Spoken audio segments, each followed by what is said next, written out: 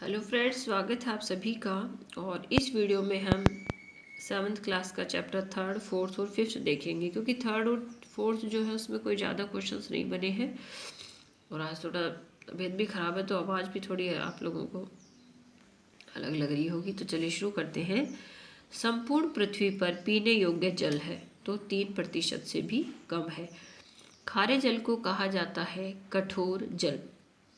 जल के खारेपन का कारण होता है, देखो जल में क्या क्या चीज़ें मिली हुई होती है जिसके कारण वो खारा होता है। तो वो है सोडियम क्लोराइड, कैल्शियम, मैग्नीशियम एवं अन्य लवणों की उपस्थिति। फिर है वॉन झील, जो कि खारे पानी की झील है। ये कहाँ स्थित है? तुर्की में। नेक्स्ट है मृत सागर, स्थित है जॉर्डन में। 2050 तक विश्व की आबादी कितनी हो जाएगी? अनुमानतः 9 अरब के पार। भारत में जल प्रदूषण निवारण एवं नियंत्रण कानून बना 1974 में। पर्यावरण संरक्षण कानून बना 1986 में। जल दिवस मनाया जाता है 22 मार्च को। ये देखो, ये रीट के एग्जाम में भी ये क्वेश्चन आ चुका है। फिर है चैप्टर 4, देखते हैं भूमि।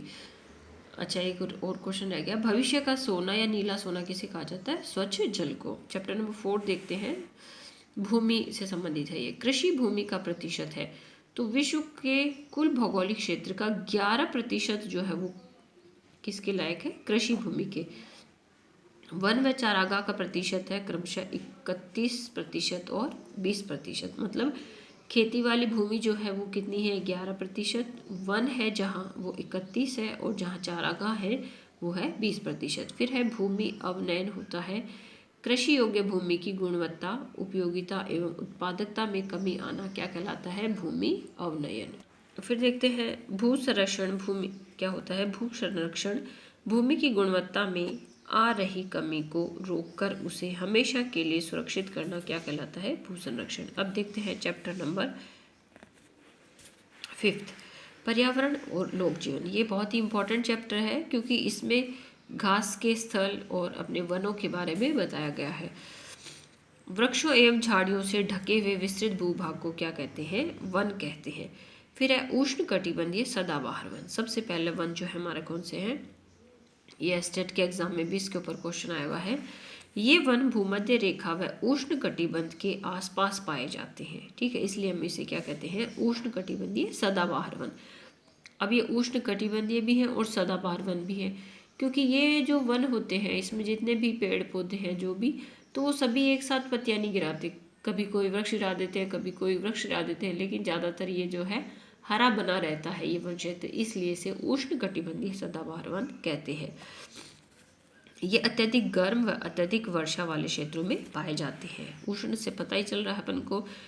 ये विषुवत रेखा के दोनों ओर 10 डिग्री अक्षांशों तक पाए जाते हैं। ये बहुत ही इंपॉर्टेंट है, 10 डिग्री दोनों साइड में। ये वर्ष के अलग अलग समय अपनी पत्नियां गिराते हैं, इसलिए इन्हें क्या कहते हैं? सदाबहार वन कहते हैं। फिर विश्व की 90% लताएं पाई जाती हैं उष्ण कटिबंधीय वातावरण में। लताओं का आपको पता ही है कि बेल होती है जो कि पृथ्वी से पेड़ों के सहारे ऊपर चढ़ जाती है। विश्व की सर्वाधिक जैव विविधता पाई जाती है तो उष्ण कटिबंधीय सदाबहार वनों में पाई जाती है।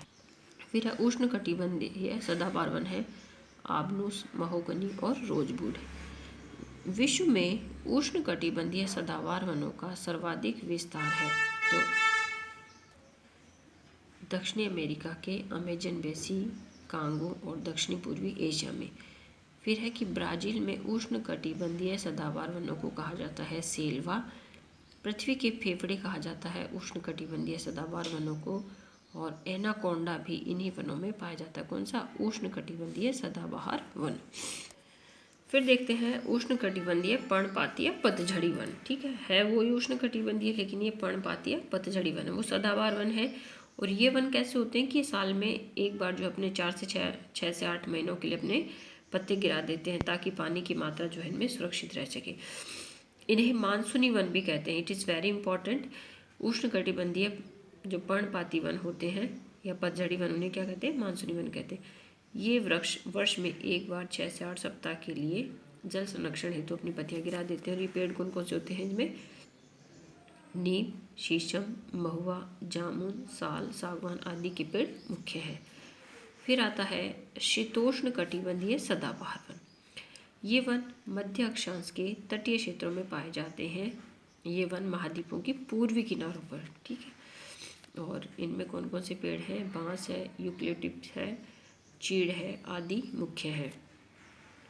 फिर है दक्षिणी पूर्वी अमेरिका, दक्षिणी पूर्वी ब्राज़ील तथा दक्षिणी चीन में ये पाए जाते हैं। नेक्स्ट हमारे शीतोष्ण कटिबंधीय पर्णपाती या पतझड़ी वन। उष्ण कटिबंधीय वन है वो भी दो भागों में है। कौन कौन से में? सदाबहार में और पतझड़ी में। और जो शीतोष्ण कटिबंध है ये भी दो भागों में है। कौन कौन से में? सदाबहार में और पतझड़ी या पर्णपाती वन।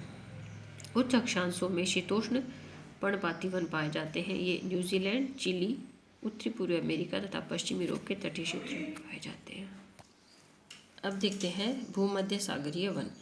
ये वन महाद्वीप के पश्चिमी तथा दक्षिणी पश्चिमी किनारों पर दोनों गोलार्धों में 30 से 40 डिग्री अक्षांशों के मध्य पाए जाते हैं। पश्चिमी एशिया, उत्तरी अफ्रीका व दक्षिण यूरोप में पाए जाते हैं। इनमें पेड़ कौन कौन से होते हैं? जैतून, अंगूर, संतरा, नींबू, अंजीर आदि वन पाए जाते हैं। फिर है कि फलों की खेती के कारण भूमध्य सागरीय प्रदेश को विश्व का फलोद्यान भी कहा जाता है। फिर है शंकुधारी या कोणधारी वन या टैगा। उत्तरी गोलार्ध के उच्च अक्षांशों 50 से 70 के मध्य ये वन फैले रहते हैं। उत्तरी अमेरिका तथा यूरेशिया में ये फैले हैं। शंकुधारी वनों का सर्वाधिक विस्तार जो है वो कहाँ है? रूस में। बहुत इंपॉर्टेंट है, आप लोग इसको ध्यान से पढ़ें कि शंकुधारी वन जो सबसे ज़्यादा विस्तार इसका रूस में है। दक्षिणी गोलार्ध में ये वन नहीं पाए जाते हैं क्योंकि इन अक्षांशों में दक्षिणी गोलार्ध में स्थल का अभाव है। इन्हें कनाडा में टैगा वन कहते हैं और माचिस व पैकिंग डिब्बे बनाने में इनका प्रयोग होता है। देवदार, चीड़, लार्च, स्प्रूस, पाइन, बर्च, फर आदि ये मुख्य हैं। तो सबसे बड़ी बात यह है कि 50 से 70 डिग्री है ना, 50 डिग्री 70 डिग्री अक्षांशों के मध्य पाए जाते हैं। लेकिन जो चीज़ें उत्तर में होती हैं वो चीज़ें दक्षिण में होती हैं। लेकिन इन वनों की खास बात क्या है कि दक्षिणी गोलार्ध में नहीं पाए जाते हैं। अब मैं आपको एक चित्र दिखाती हूँ। अब देखो, आप इस चित्र के माध्यम से आसानी से समझ जाओगे कि ये हमारा एक मानचित्र है, प्रमुख घास स्थल और चारागाह है। तो अगर हम इधर बात करें 50 से 70 के बीच में यहाँ ये वन पाए जाते हैं। और अगर यही हिस्सा हम नीचे देखें,